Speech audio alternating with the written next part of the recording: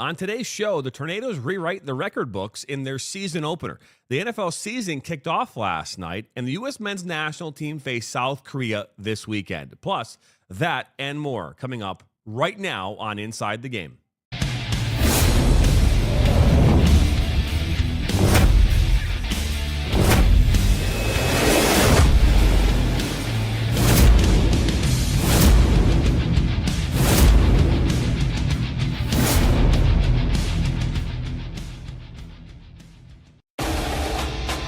Welcome to Inside the Game on the National Soccer Network.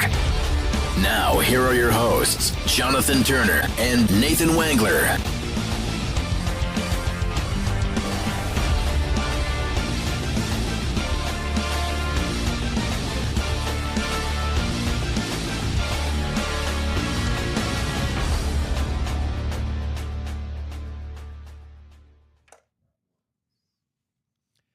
Good morning and happy Friday. It is Inside the Game. It is episode number 152. I'm Jonathan Turner. That's Nate Wangler, our producer Ryan Glinsky here in our Shelby Township studios here in Michigan. And Nate, good morning to you, my friend. Good morning. Yeah, I was going to talk to you guys. I saw kind of our rundown yesterday, or at least we were talking about what we're going to talk about coming into this. A lot of good stuff. Tomorrow's the day. Tomorrow's the day we see what this U.S. men's national team is all about. I'm excited to get back to it, excited to see it. But yes, good morning to you too, JT. So just before, we kind of go in that 5 minutes leading up to the show.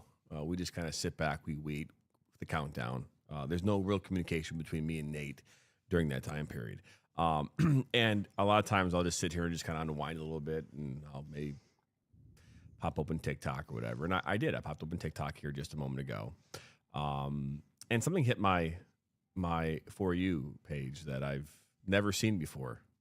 And we had to talk about it. Why do we have to talk about it? Okay, he decided. That's a decision. So Nate, mind you, he was dying laughing. Oh, I was dying laughing. So I'm not gonna play. I can play the sound. So that's what I'm gonna do. Hopefully people can pick up on it, but we're gonna hear. So you sharded yourself out in public. What do? You pull out your Shart survival kit. So this one is going to include Oopsie Poopsie disposable undies, a Brown Town tissue pack, some clean booty Shart wipes, and it also comes with a Shart survival badge. This one says, I survived a Shart attack. I got this one for my brother because unfortunately he does struggle with this stuff a lot. And as his older sister, I just feel like it's my job to make sure that he's okay, no matter where he's at or what he's doing. If you know someone that struggles with sharding themselves, I'm going to link the Shart survival kit down below this video for you guys. So you sharded yourself out. I couldn't. I do. Smart. I'm still Smart. It's smart. It's smart. You gotta have. Smart. You gotta have. I never thought about carrying around an extra pair of undies. Do you think it's in your doomsday bag? Do you think you take that with you in your doomsday It bag? is now. If it wasn't before, it is now. The things that you see now on social media, especially when now, of course, we give them the credit, right, to put it on the air. But it was so funny. I'm like, we gotta do that too more often. Maybe we just gotta do the TikTok product of the day or something like that. Like we come across because it's just TikTok shop. What is this? Why would we even have this as an option? But anyways, great way to start our show. We've got a great show for you here this morning. So yes, tighten up those underpants. We've got a good one. Don't shart yourself. Have an emergency pair of undies. It's a genius idea.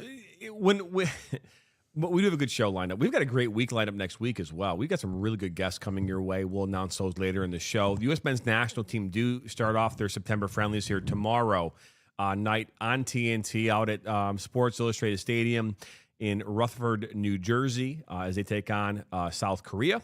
That game kicks off at 5 p.m. We'll dive into that a little bit more here today. We're talking about how excited we are about that and how exciting it will be to see how this team performs here tomorrow and on Tuesday against Japan.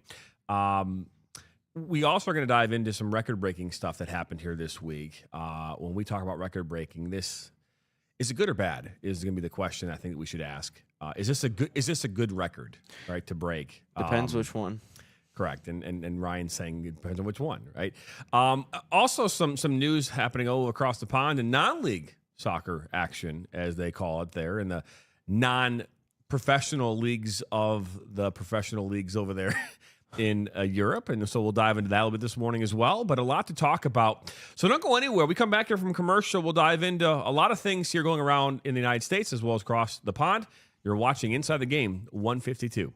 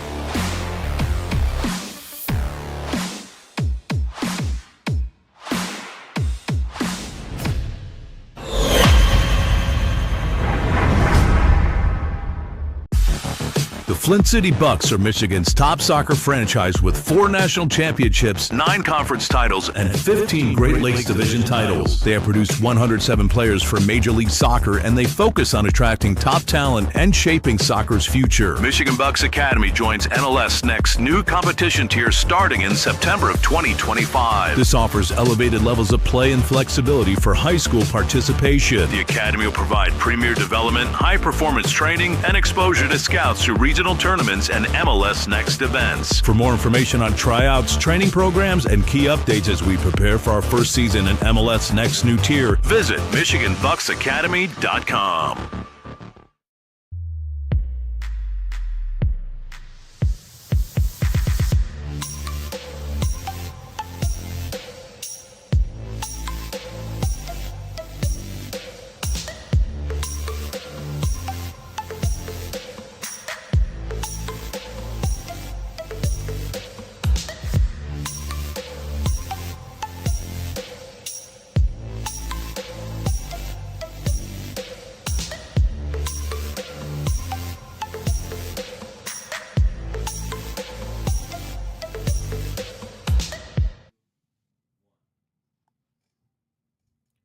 Welcome back here to Inside the Game as we dive into some soccer news here around the United States.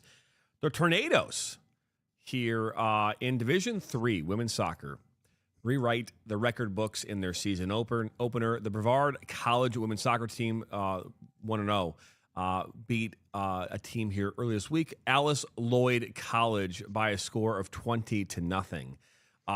This is a new NCAA single game record for goals 20, assists 20, points 60. 20 points, 60 shots, 75, and shots on goal 38. Guys, first things first. Alice, the opposing team, this Alice Lloyd had 0 shots the entire game. So, is that a record as well? It might be. I don't know. I mean, probably not though. I feel like that's not probably a record. It might be obviously a tied for a record, but yeah, you're sitting here and seeing it is 20 goals being scored in a game. It's unbelievable. There's a player on the team as well that had 4 goals in this game as well. I don't know if this is a good thing or a bad thing. I guess the question becomes is how many goals is too many, and when do you pump the brakes? We saw this in a high school game. I think last year we saw like 30 goals being scored in a game, right? And that all has to happen in the first half, by the way, people. In high school, there's a mercy rule. So in high school, if someone's scoring 30 goals, it's all happening in the first 40 minutes of a game, right? So this happened in an entire 90-minute game. There's no mercy rule in NCAA. So 11 goals, I believe, scored in the first half, 9 goals scored in the second. And so congratulations to Brevard for obviously getting an NCAA record, but is Is that a record that you want to have, though? I guess beating up on a team that clearly does not measure up even close to you. Yeah, I'm just asking that question. I don't know. Do you brag about beating a dead horse? I mean, I don't necessarily brag about that. I mean, I guess if that's something that for the individual athletes, it's cool because I guess once you get to the end of the season, like you almost got, I'm sure some players probably got a whole season's worth of stat padding done in one game. So, I mean, you don't have to really worry about adding anything else to your resume. You did it all in one game. Now, obviously you can build off that. So I guess for the individual players, it's a cool record. It's, I guess, a memory for that team. But yeah, that's exactly my question too. Like, why are we not pumping the brakes? Like, why are we not? I understand. And I even said this earlier this week to someone else I was talking to about, the whole old adage of you don't run up the score. I'm a believer that you play until the final whistle. Like, I do believe that, you should be willing to play your game 100% all the way through from beginning to end. I mean, this is live action. This is a game. Like, we're not going to stop playing our game because we're up by a lot. Like, the final whistle has not sounded yet. However, I do think there is a limit to that. I think when it gets to a certain point to where you're just simply pouring salt on a wound, you're beating a dead horse, maybe it's time to pull back a little bit. I don't know if I would necessarily take any pride as a head coach in beating a team 20-0 because it gets past a certain point to where you're just showing up the other team. You're just rubbing it in. First of all, I don't know why they're on your schedule. I mean, if you know they're that bad, I don't know. But the other thing that I'll say about this, and I don't think there's any shame in having a mercy rule. What I do understand is that if the NCAA implements something like a mercy rule, it's going to take place at every single level. So there's no such thing as, well, Division III decides they're going to have a mercy rule and Division II and I are not going to have, like, that's not how that works. Like, the NCAA is one governing body. They make a decision. Hey, we have a mercy rule or we don't have a mercy rule. And then that applies to all the different levels. So in my mind, I don't think there's any shame in having a mercy rule, especially at NCAA Division III. Like, I think that's something that's completely realistic. A lot of these players aren't on scholarship. It's pay to play. They just wanted to continue their athletic career. I don't know who they were playing. I guess I would have to look that up. Maybe it wasn't even a D3 program. Maybe it was an NAIA or an NCCAA because it is non-conference schedule. We're not into conference play quite yet in women's soccer. But I don't think there's any shame in having a mercy rule at a higher league or a higher level than high school. I mean, once you get past a certain point, what are we doing here? We're just stat padding. That's all we're doing. We're stat padding and we're beating a dead horse.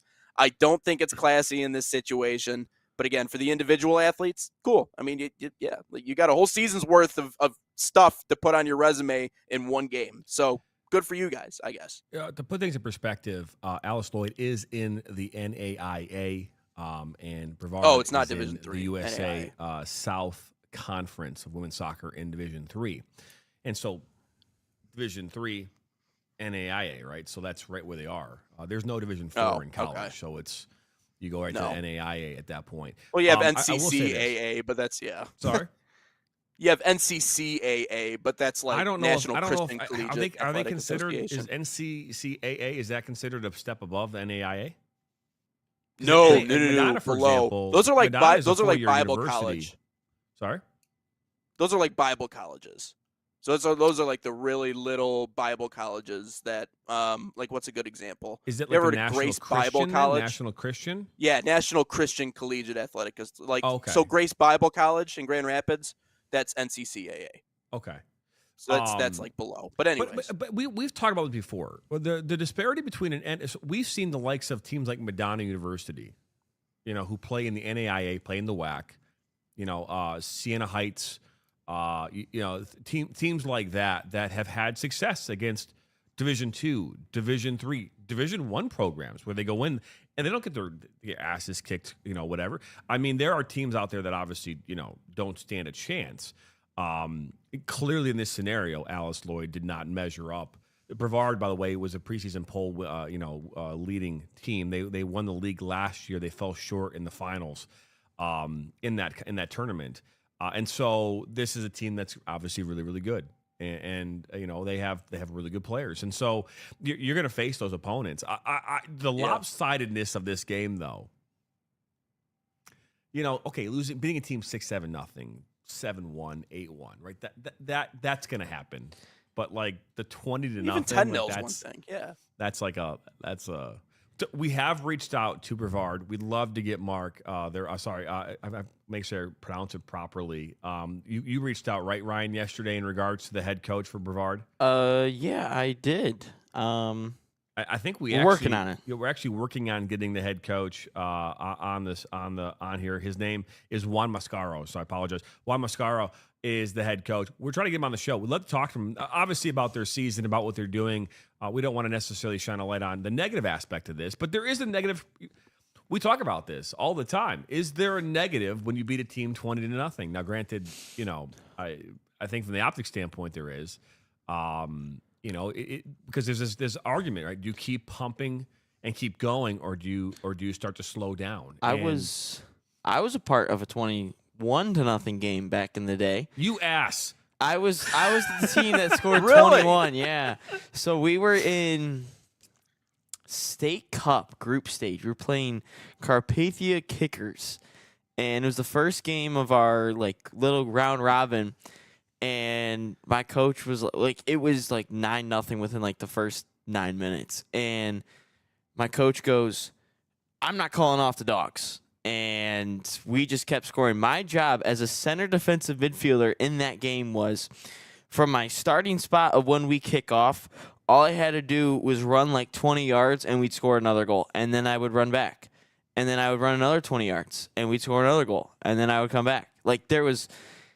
It was fun, but I've never been on the other end of a 20-0 beatdown, so I can't really describe that feeling. But yeah, when we were up 20-0, because his whole thing was a part of goal difference, because we had a different team in our group, we were kind of battling for as the number 1 seed coming out of that group, and he knew that it would come down to goal difference, and it actually did. So in the end, it was kind of the smart thing to go to win 21-0, because the goal difference is what took us a step up and then gave us a little bit of an easier spot in the round of 16, which we ultimately won. So in the grand scheme of things, that 21-0 beatdown in 2016 was the proper way to do it. But in college, in a regular season game, I think there's probably a limit. But I mean, if it's a non-conference game or anything like that, I don't think that they ultimately always care. It's kind of like in football when there's 70-0 football game, or in baseball where there's just a bad beatdown where it's a 12-13 run game and they bring in the catcher to come pitch. So there's obviously, I'm sure there's a line, but in the end, I don't think the coaches and players really care that much. I mean, we had that last night. We actually had a position player pitch for the opposing team last awesome, night. 15-2. I love it. Oh my God, it's the greatest. We had a guy strike out because he was just trying to swing as hard as humanly possible. That's why soft toss can sometimes be tough, especially the slow pitch softball. It's actually hard, guys. It's hard to play slow pitch softball. Anyways, getting away from what I was trying to say.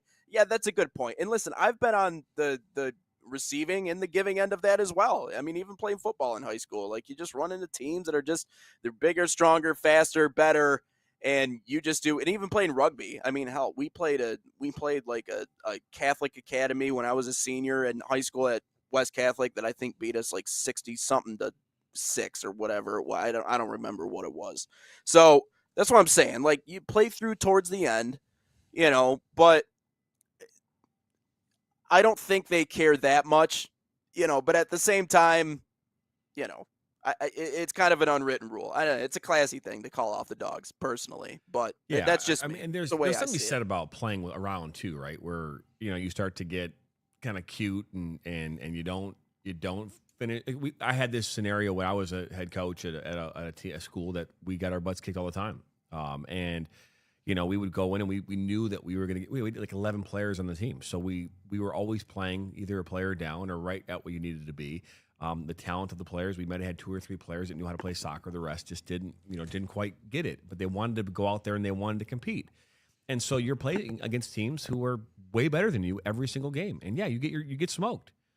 and we came across a team that we were playing against, and they were up like 5 or 6-0, and then they decided to pump the brakes, but do so in a way where they were actually going on breakaways, and instead of going to goal, they were going to the corner flag and like stopping the ball on the corner flag.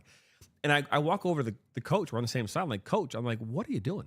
I'm like, well, we don't want to finish the game yet. I go, but what you're doing is wrong. Like, okay, if you want to, play around with the ball and pass it around and do, that's fine, but don't go to the corner like you're like. What's the purpose of that?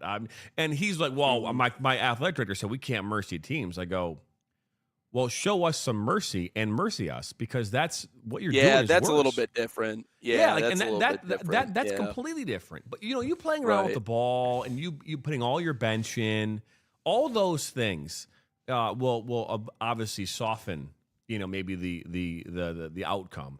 But on that day, clearly Brevard way better than Alice Lloyd. For the sake of time, let's move on. Ryan Glinsky this morning, our producer, was here in studio walking in, and notification on his phone. I'm not sure why he's getting this kind of a notification on his phone. It's from ESPN. From ESPN. So ESPN made a notification on his phone this morning about this very unique situation taking place across the pond. And we don't typically necessarily maybe go down to this level, but hey, what the heck? Why not? Right? This is pretty cool, right? A 54-year-old goalkeeper has been signed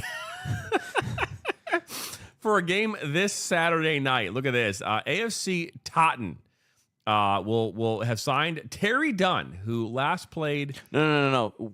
Dorking Wanderers have signed him. They're playing. They're setting AC to. Totten, thank you.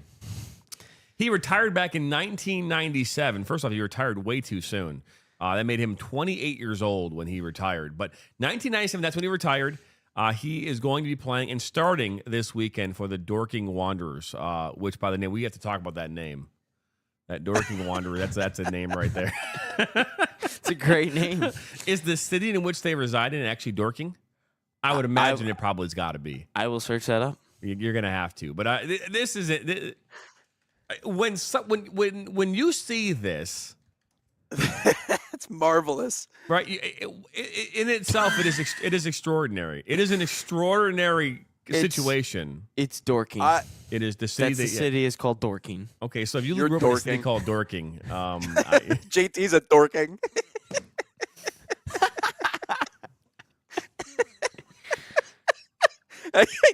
Anyways, keep going. JT has quit the show. He's done. All right. See ya, Dorking.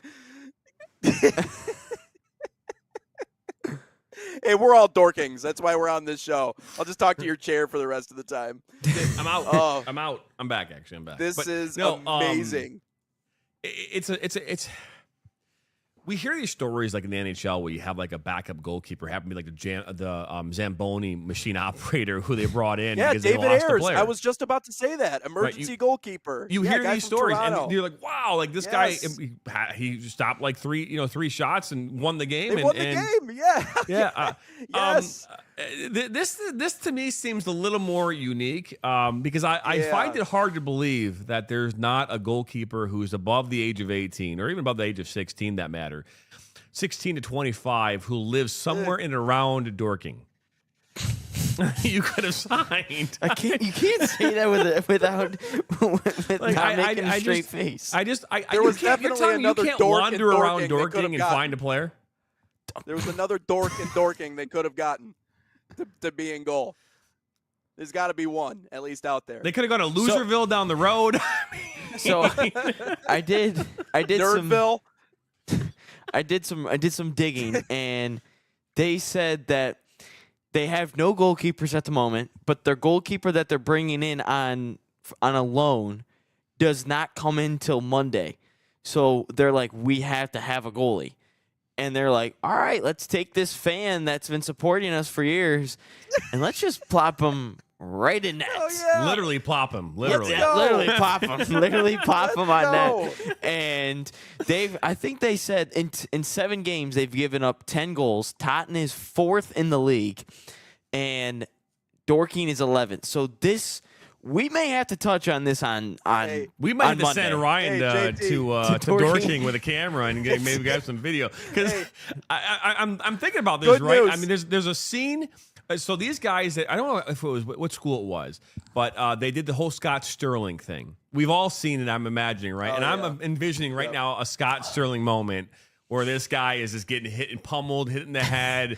We're seeing, I'm just seeing He's not this even all saving weekend. the ball; it's just bouncing off his head. Oh, Hey, man. good news. Well, hey, Good news. Good for him. If you still want to play in the NFL, JT, good news. Just show up to so many games and make yourself known. And if everyone gets hurt, you might get a chance to maybe go out there and play quarterback for a half. Yeah, you could have played for the Lions last year on defense. So I'm saying, yeah, yes, definitely. you could have been a defensive back. Could've been or a something. linebacker. I remember the scene of the Water Boy where Michigan tried to get their towel boy into the game. Oh yes, Michigan and murdered. It's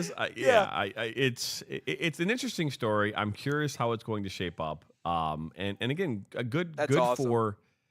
Good for this man. I think it's cool. I find it very interesting, and I find it interesting that you can't find a U16 player who's within. But hey, it also got us talking about it. Which again, if you're trying to get people to come to your games and get them into the seats, what do? You sign a 50-some-year-old gold. You sign a 54-year-old and put him in net and see what happens. I mean, I want to know when the last time he touched the ball. Is that in the article? Well. No, it's not. He did say, though, he goes, goalkeeping is like riding a bike, so he's not going to lose a step at all. So he thinks he's capable of keeping a clean sheet. He might lose an Achilles. He might lose an Achilles or an ACL. Goalkeeping is like riding a bike. But he As won't a lose former a step. goalkeeper of 20 years, I can tell you that goalkeeping is not like riding a bike. Okay. You think you could go out there and do it right now, JT? Huh? Could you step into that spot if they signed you? No.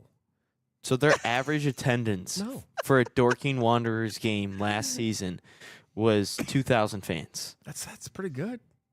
So I don't know what their capacity is.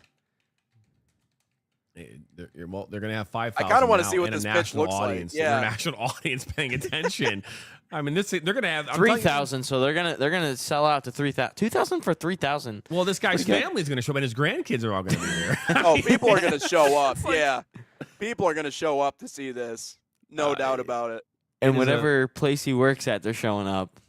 It's a very interesting moment for sure. And we'll keep an eye on it. We have to. Ryan will make a TikTok about the outcome of that game tomorrow. We're gonna touch on it Monday for sure. The NFL kicked off last night, and as we expected, the Eagles are the Eagles, and they ultimately won last night. I think the final score was 24-20. Very interesting game, especially how the game started. I was actually sitting last night in Buffalo Wild Wings while this game had just started. And we immediately are seeing the likes of Jalen Carter being ejected for spitting on Dak Prescott. And my question right now Something about Georgia players. My question right now to both of you is, are we going to be seeing a trend in professional sports here with the loogie, heard around the world? I mean, I don't understand what's going on right now where we are spitting at people. It doesn't seem like this is a normal thing, but over the last week, we've seen 2 professional players spitting at each other on the field. Why do things happen in twos too? I feel like I if thought it one was thing threes.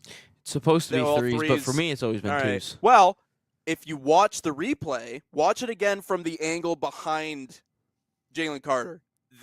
Dak spits first. Now, I don't know if he spits at the feet of him and then Carter spits on him, but I guess that's technically 3 spits if we want to count 3. But anyways, I don't – and that quickly into the game too, like right away. What are we doing? Why spitting? Like, I don't get that. Like, if you want to talk. If you want to get in someone's face, whatever. But like spitting is just, it's just so bush league. I don't know. It's the exact thing that I thought after the Luis Suarez incident. I was like, this is not anything that I would do. This is lame. But yeah, no, the Eagles won. I got Saquon Barkley on my team. He didn't get me many points, but he got me some. He got me moving in the right direction. So I think we'll be all right. I'll say I think Dak Prescott knew that Jalen Carter's a hothead, And it was like, I'm going to tick him off somehow. And Jalen Carter is an integral piece on the defensive line at stopping the run. And Dak Prescott was, all right, well, I'm right by this guy. I'll try to get him ejected somehow. Probably said something about his family, spit on him. And then second guy always gets caught. It's always the second guy that always gets caught. Yes.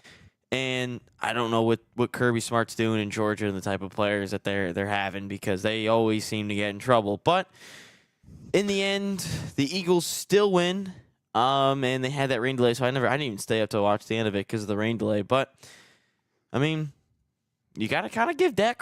I don't want to give the Cowboys credit because I never liked the Cowboys, but like, kind of got to give them credit on this one for Dak Prescott knowing He looked good. He didn't look bad, especially with the whole Micah Parsons trade. But got to give credit to Dak Prescott. To answer your question, I thought since after the days of COVID, everyone would be like, let's not spit, let's not touch anyone, let's not spit on anyone, let's not do any of that. That doesn't seem to be the case. And we got grown adults just spitting on people. I thought that was a thing that was probably cut real quick in like first or second grade. But I really hope this isn't a trend, because it's just dumb. Like, if you're going to get ejected from a game, like, do something kind of like, go down swinging or do something. Like, don't spit. Like, that's so childish. Yeah. It's so petty too. But that's a good point. I didn't even think about that. I mean, Dak being a vet, he understands. He understands what he has to do. And if he's going to get in the face of Jalen Carter, there are loose cannons. I mean, that Georgia's just kind of Dak did explain culture, himself but after the game. He explained that he had, he turned to spit and realized that there was a player right next to him, and then him and Carter had some words. At which point, while those words were taking place, he said he got spit on. So he's just saying that. Oh, of course. I mean, we've talked about just recently talked about this. If you're a coach, you are coaching your players, and captains and leadership are coaching other players to find creative ways to get players off the field.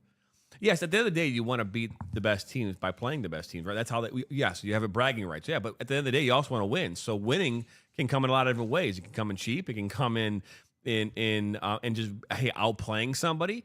If you know a player doesn't have composure and has a lack of composure, like Ndamukong Suh, per example, no composure. He could not control himself in big time moments. And so, what would you do if you were a player? You do stupid stuff to get him to do something. And when he did, everyone kept an eye on him because he was the guy who was getting in trouble. So he would get ejected from games. I mean, it's to be fair, it's the right way to go if you're an excellent player trying to get players off the field. So I don't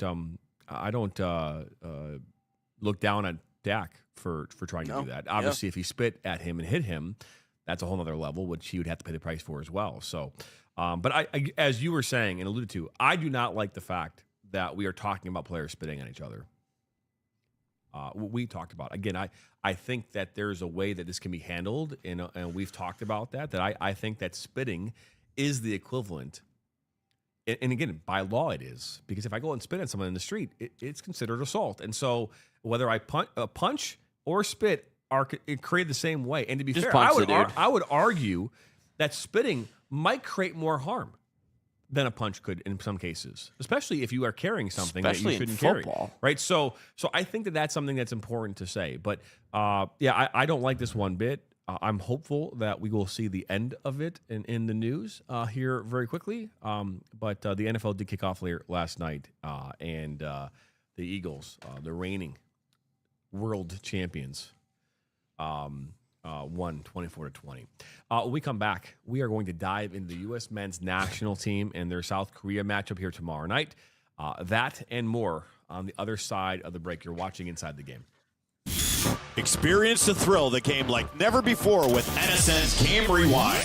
Dive into full match commentaries enhanced with cutting-edge dynamic graphics, letting you relive the highs and lows of your favorite matches in astonishing detail. Whether it's a championship win or a legendary play, NSN Game Rewind bridges the past and future with a broadcast experience designed to captivate. Call 586-304-4405 and start watching today.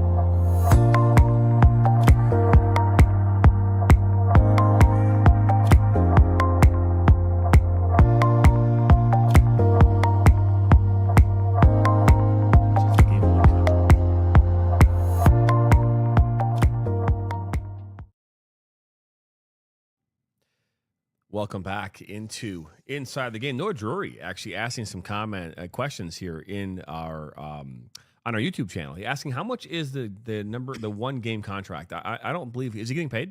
The goalkeeper? Oh, Mike's muted. I would imagine that he's getting paid. I think in Dorking they pay you in beer. That's they pay you in 5 gum. That's a fair currency.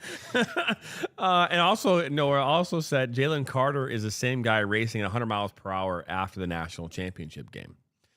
So, curious though, was he spitting it out the window same time? Probably. I mean, I don't know. Landing on the person's window. We are going to dive into them. this U.S. men's national team matchup here again tomorrow night, 5 p.m. on TNT at Sports Illustrated Stadium. And, you know, we have a question today that will revolve around this as well. We'll get into that, obviously, towards the end of the show. We've been talking all week about this. We've been talking about U.S. men's national team. You even alluded to here on like Tuesday, like, I wish this game was today, right? So we're excited to see how this team has progressed since the Gold Cup and how they're going to fare in a number of different facets here tomorrow. The question I have right now for both of you is, we've talked about winning. Okay. Winning is great, and winning is a byproduct of playing well and playing as a team. If we win tomorrow, but do so in an unorthodox way, is that good or bad for this team? If we win tomorrow, we win the way we want to win, which is through possession and through, good ball movement, set pieces, whatever you want to have it, hard work, all those things. Is that better for us than, hey, we get a cheap goal in the 90th minute, or a laxity, it's an own goal? What does it matter? I mean, do those things matter more? Does the outcome matter? What is the most important thing about tomorrow? Winning is one component of it, but it's a big component. And when you talk about it, Mauricio Pochettino and his track record with this national team, and again, this has been a country in the United States that consistently has not beaten top 30 teams. Outside of Mexico, like we talked about, we are not a nation that consistently does that.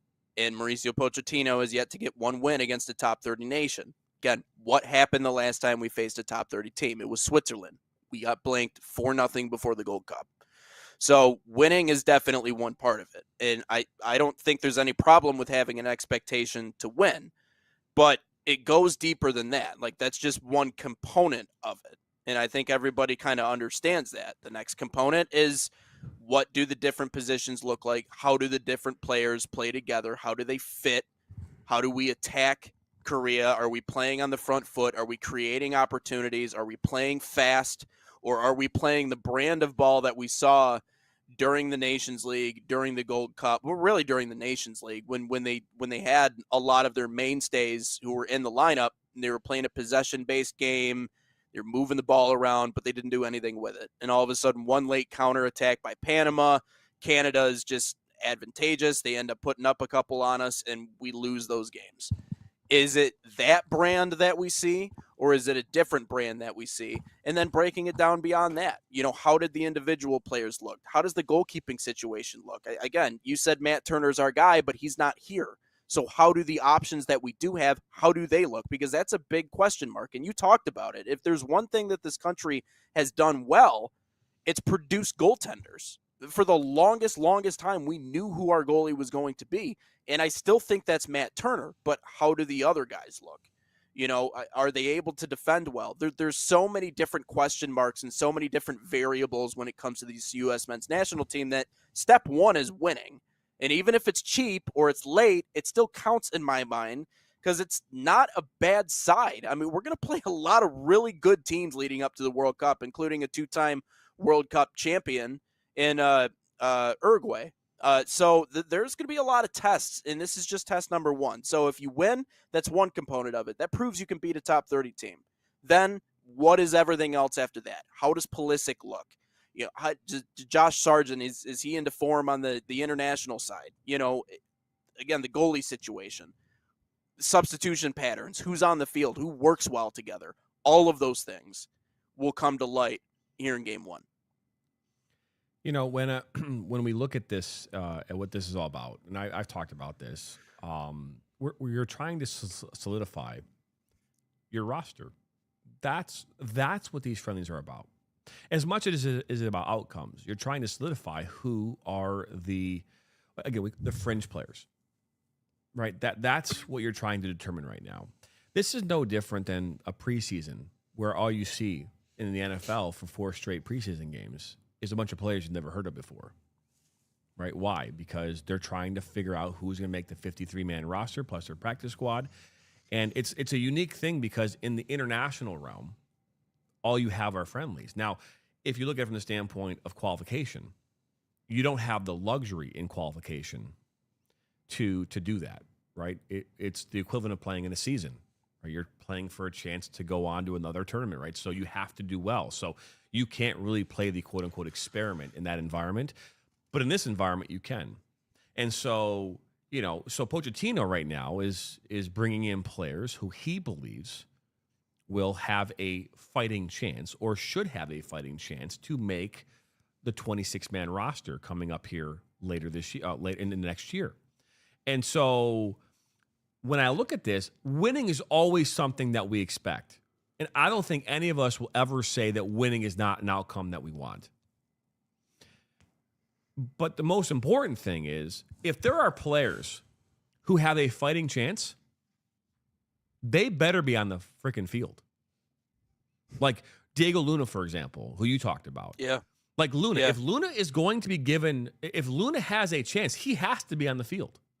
Like Pulisic already on the team. Okay, we can go through the list of players. Adams on the team, McKennie on the team, Weah on the team, right? Sargent on the team. Those players are on the team already. Right? We don't have to go any further with them, right? Who else is on the team already? And again, we've already obviously gone through what we consider our mock. Balogun on the team already, right? And so who are the players who are not? Well, Luna, he is not on the team yet. No. And he is an outsider looking in. Mm-hmm. And so what he has to do tomorrow and what he has to do the next 2 days is he has to go out there and outperform. That's what he has to do and show what he can do on the field. Now, he did that during the Gold Cup when he was the guy, but now he's got a supporting cast of other players who are better than him. And so that's what we need to see. We need to see these fringe players. We need to see them step up. And we need to see him step up with the likes of a Pulisic on the field. How is Pulisic going to help connect with a Luna? How is Pulisic going to connect with a Balogun? How is Pulisic going to connect with these other players who we haven't seen before in these environments? So this is the true test. So for me tomorrow, I want to see the combination play between the players who are currently the best players on this team with the players who are the fringe players, because that will let us know where we really are. And hopefully it leads to goals. And historically, when we played against South Korea, I think we played them in total 7 times. 2 wins, 3 losses, 2 draws. That's our record against this team. And so, the last time I think we saw them was a 1-1 draw in the 2002 World Cup and a 2-0 USA win back in 2014. So that's the last time I think we saw them was in 2014. So yes, we want to win tomorrow. But I want to see these fringe players. I want to see how they perform and how they combine, how they connect, and how they interact with players. What do they do? What their confidence level? They put their head down after a bad pass. Do they keep fighting? And that's the telltale sign. That's what coaches look for in these moments too, Nate, is like, for a perfect example, right, in baseball, you hit a routine grounder, right, to shortstop, right? Does the guy run it out or does he kind of like half-ass it? Well, if you're a prospect, you're running that thing out, man. You're running the shit out of that. Yeah. If you're a guy who's already been on the team for 4 years and you're leading the league in home runs, you're not going to sprint that thing down. Why would you do that? You're already there. But the guy who wants to be there, he's going to sprint his ass off down the line. That's what we want to see tomorrow. We want to see the guy who loses the ball and tracks back and gets the ball back and helps lead the team, U.S. into a transitional moment where they can maybe go down and score a goal. That's what we want to see tomorrow. And I'm hopeful that's what we'll see a ton of that. And I think, Ryan, you might agree with me on that as well. I don't know. I'm just an analyst over here. So.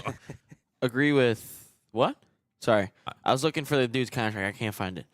Wow, he didn't pay attention to a word I said. That's okay. No, we were Here connecting and combining with the fringe players and the Pulisics of the world. No, I'm just saying that while winning is important Just about. tomorrow, the more important part is identifying who are the supporting cast to our, I would say that for sure is definitely one of them. But I think what everyone wants to see, though, at the same time, is those bigger pieces also, like, kind of, be out there and care, because we didn't see them for a whole Gold Cup this summer. We didn't see that. And we only have probably under 10 games as a group to build some cohesiveness, some continuity before the World Cup. And I mentioned yesterday, I do not want to see us get embarrassed on the national or international stage in front of everyone in a tournament that we host.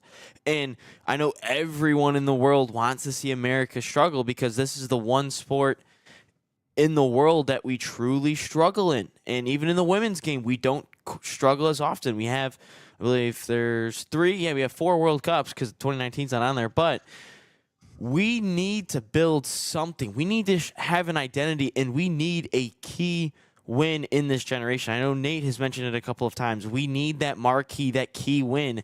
And I'm not saying Korea or Japan is going to be that marquee win. But if we can, that can kind of set the bar and kind of set our expectations going into what we want in the World Cup and what we're expecting. To be honest, right now, this is what I'm expecting for the World Cup for the U.S.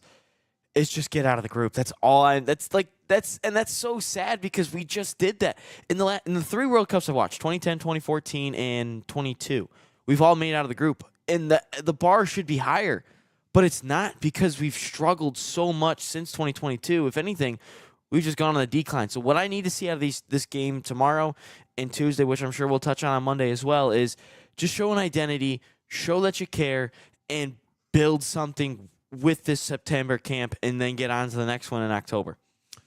Oh, it's a great point. I was just going to say I 100% agree with that. And you can do – truth is you can do both. You can go out and be flashy and win the game, and also try different things out and try different players out. Hopefully if they're bought in, it shouldn't affect anything. You should be able to go out and win. And I know that there are fringe players that we have to try out and figure out who exactly deserves to be on the field in the World Cup, because there's no bigger honor. Like I said, the only bigger honor than that is doing it on your home soil. So there is room to do both of that. So again, it's just how they mesh, how they play together, all of that. What does it look like? The projected starting 11 here tomorrow for U.S. men's national team: Matt Freese in goal, Sergino Dest, Richards, Ream, Arfston, Tyler Adams, De La Torre, Tim Weah, Diego Luna, Pulisic, and Balogun.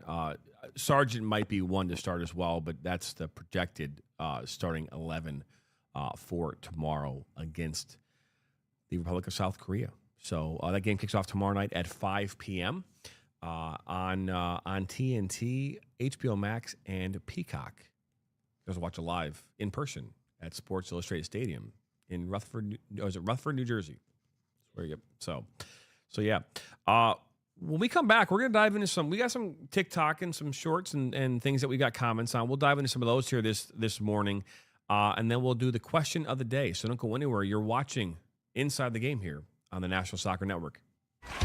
Are you ready to create unforgettable moments for your audience? NSN offers professional live streaming and full broadcast services tailored to your needs. From high-quality production to exceptional coverage, we ensure your game or event becomes a spectacle to remember. Book your next game with us today. Call 586-304-4405 to schedule your broadcast and let NSN bring the action to life like never before.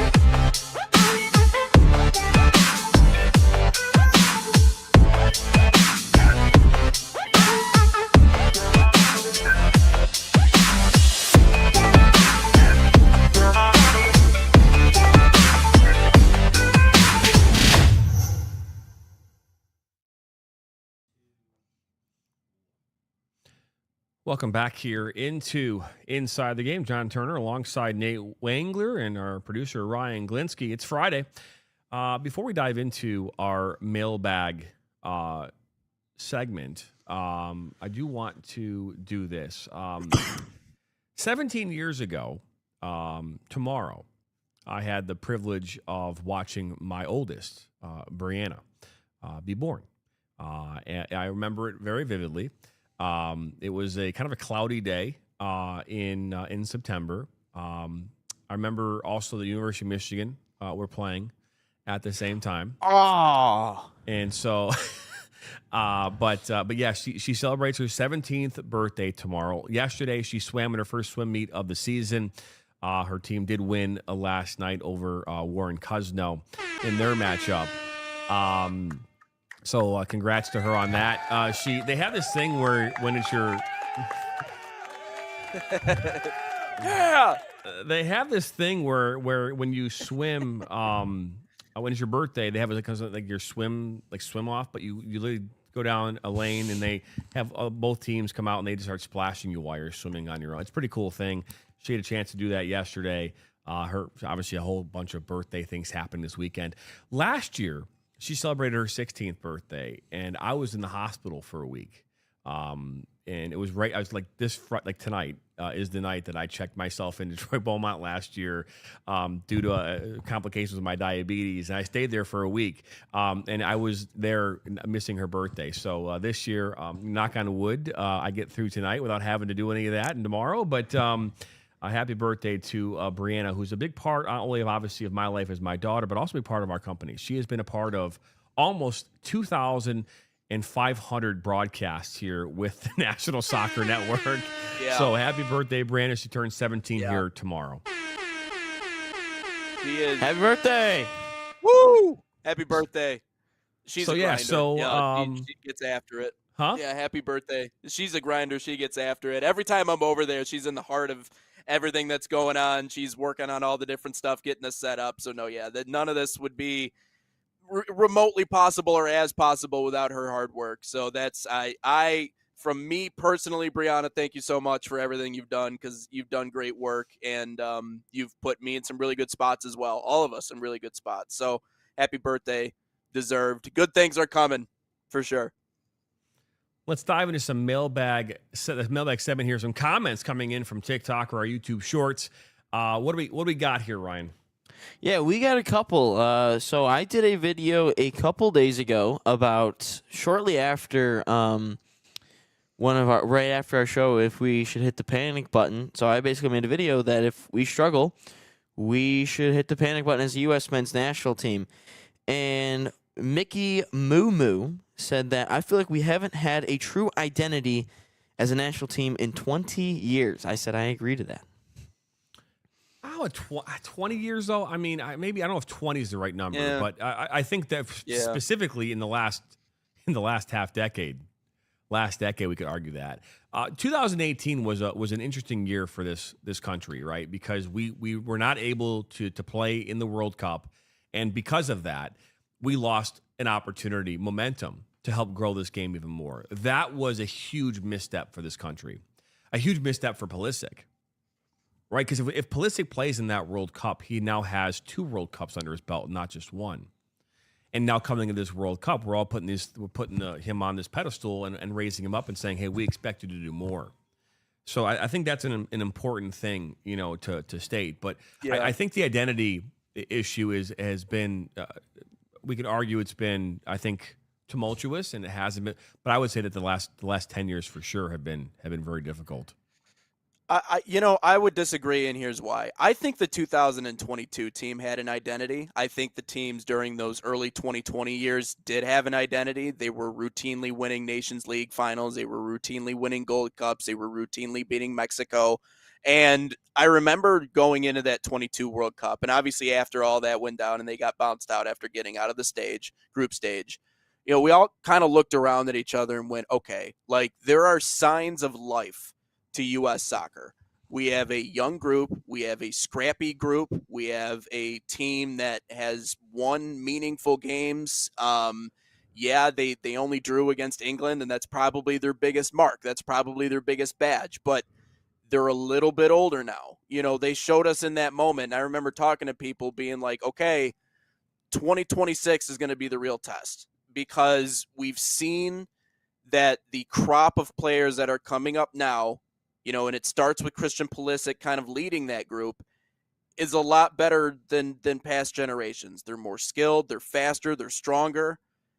They maybe have been lacking that culture component, but I think sometimes with the recent struggles we've had, and again, I know how big recency bias is in sports, with how bad they've been doing recently, it's easy to kind of overreact and be like, yeah, X amount of time we haven't had an identity in forever. But I think that's an overreaction. I think in 22 and I think in those early 2020 years, especially after 2018, to get back into it the way that we did, there was a resurgence. I think there was an identity to that team and to those teams.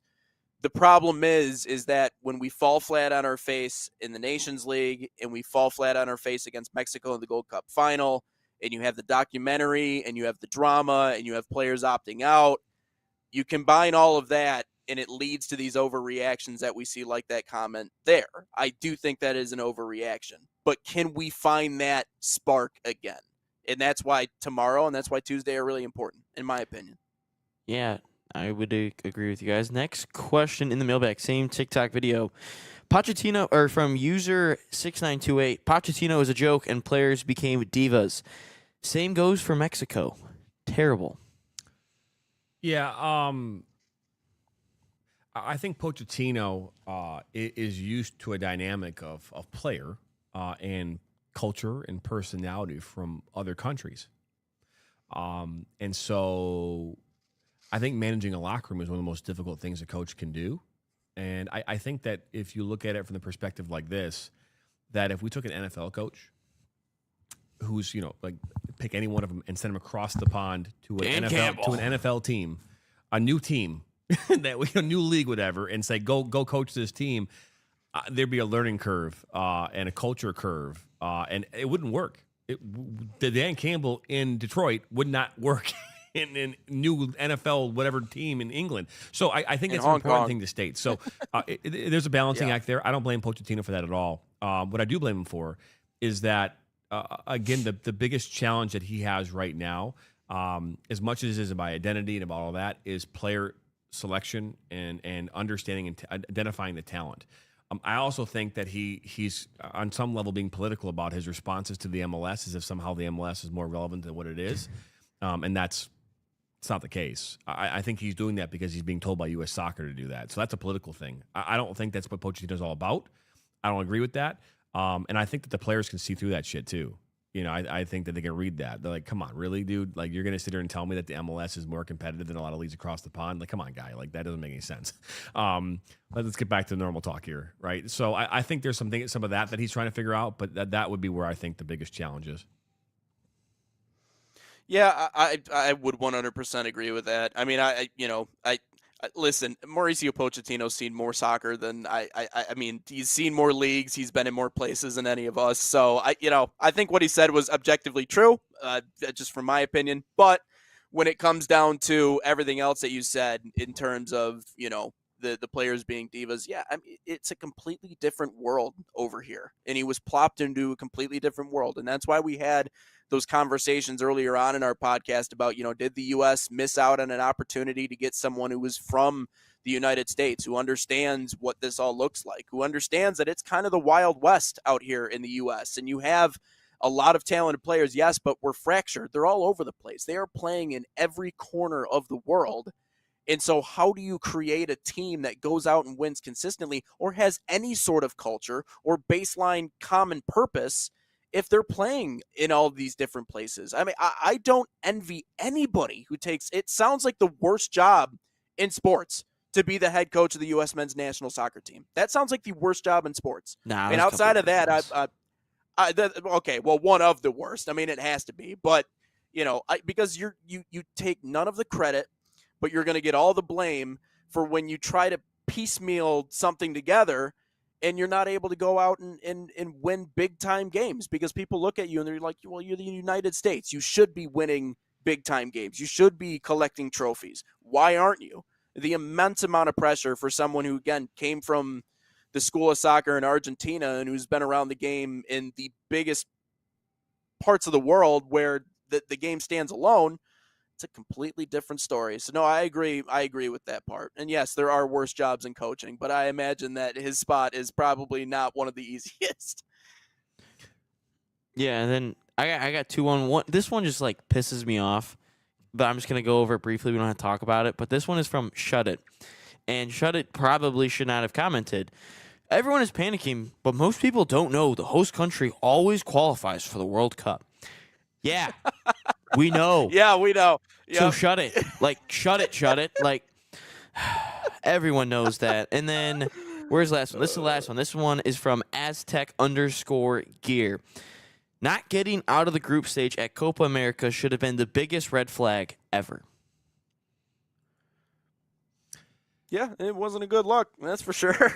Yeah, that's for sure. I think it's important to say this. We just talked about this in regards to the preseason, right? About the NFL, about how for 4 weeks you don't see anyone of any level of talent that you're going to see. Basically, the NFL has changed, right? You used to see players, and what we saw was players tearing ACLs and breaking legs, and well, now you lose a player for the entire season. It makes no sense, so you don't play anybody anymore.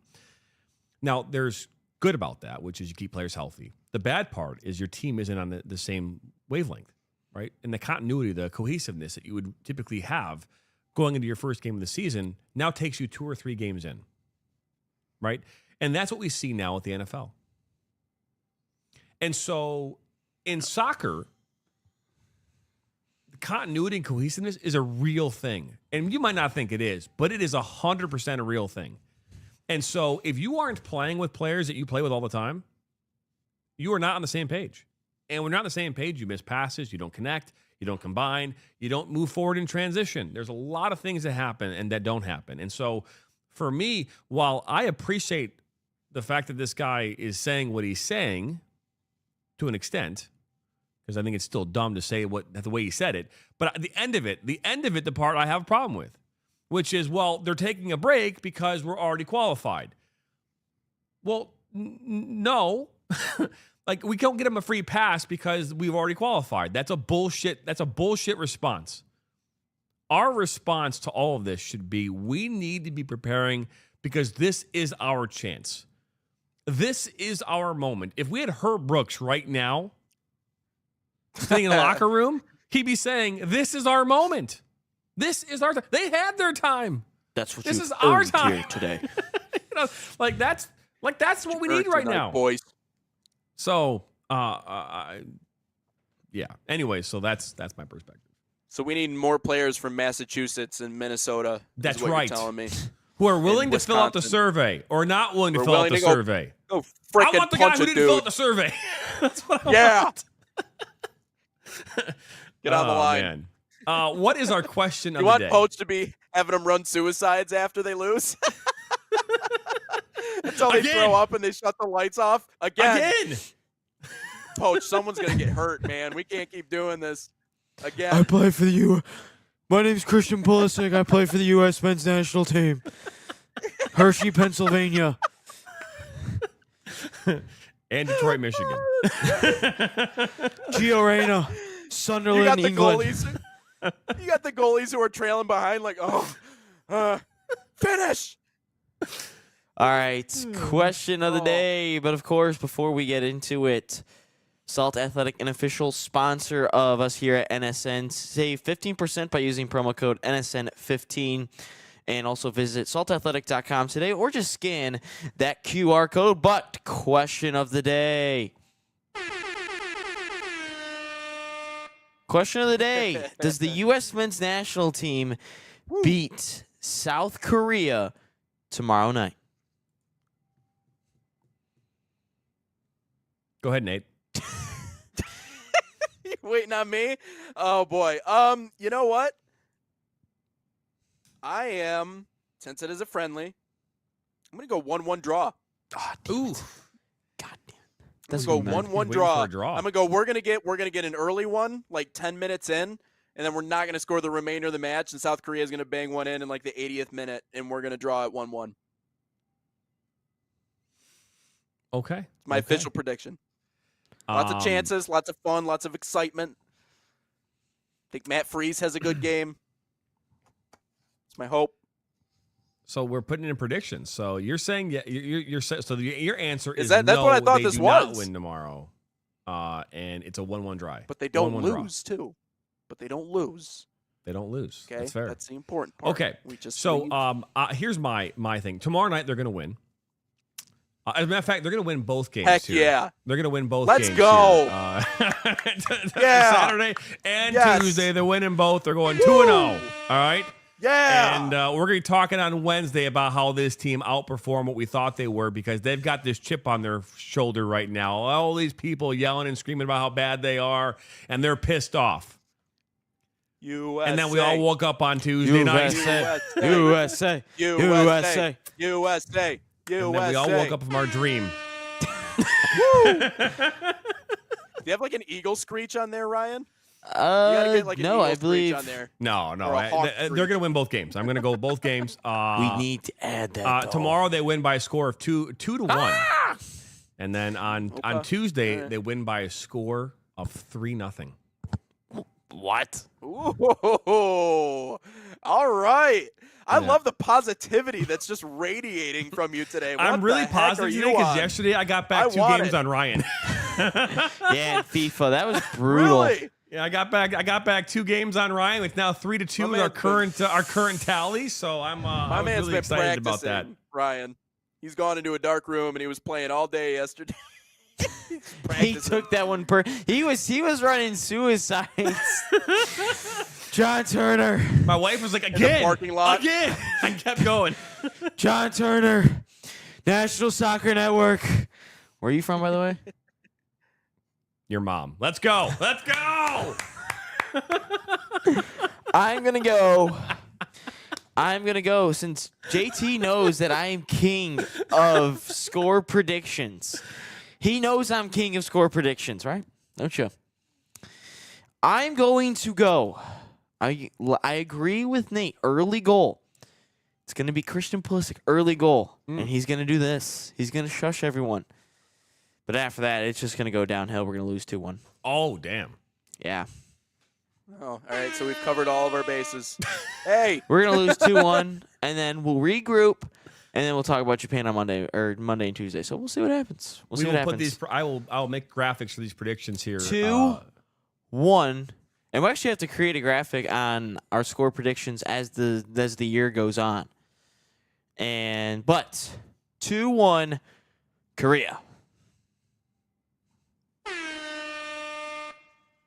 Wow. All right. Okay. All right. Hey, man. Well, there you go. Well, you heard it from our from bases Mr. covered. Ryan there that they're going to lose tomorrow. Nate said they're going to draw. I said that they're going to win. So win, lose, or draw. We have it. Someone's going to be right. Someone's going to be right. Well, we've definitely guaranteed ourselves that unless the game has been canceled, we did not. There's a We've bad storm guaran- comes through. when Someone's the going to game look is like a canceled. genius We at the have end of the guaranteed day. everything. Oh, well, hey, we appreciate everybody stopping by here on this Friday. That wraps up another week here, another episode of Inside the Game, 152 officially in the books. Be back at it here next week. We've got a great lineup of guests coming your way here next week. We'll put them on the screen here now. Coming up here, again, next week, we've got the head coach of number 5 ranked NC State men's soccer. Mark Hubbard will join us next week. Daniel Panisi from Veo will join us. They are a great partner of ours in regards to the AI technology. And then Bobby Muss, Wake Forest men's head soccer coach, will join us as well. So we've got a great lineup of guests coming up here next week. We are still trying to book additional guests as well, so we'll keep you updated about that. But those are the ones we've got locked and loaded, and we're excited to bring those to you here next week on Inside the Game. But for Nate Wangler and Ryan Glinsky, I'm Jonathan Turner. Have a great rest of your weekend. Happy birthday, Brianna, and we'll see you next week here, same time, same place on Inside the Game.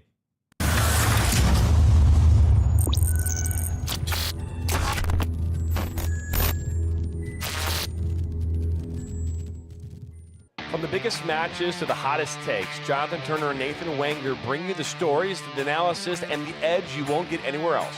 Streaming live weekdays at 9 a.m. on YouTube, Roku TV, Facebook, Twitter, and all major platforms. No filters, no fluff, just real talk, real soccer. This is Inside the Game.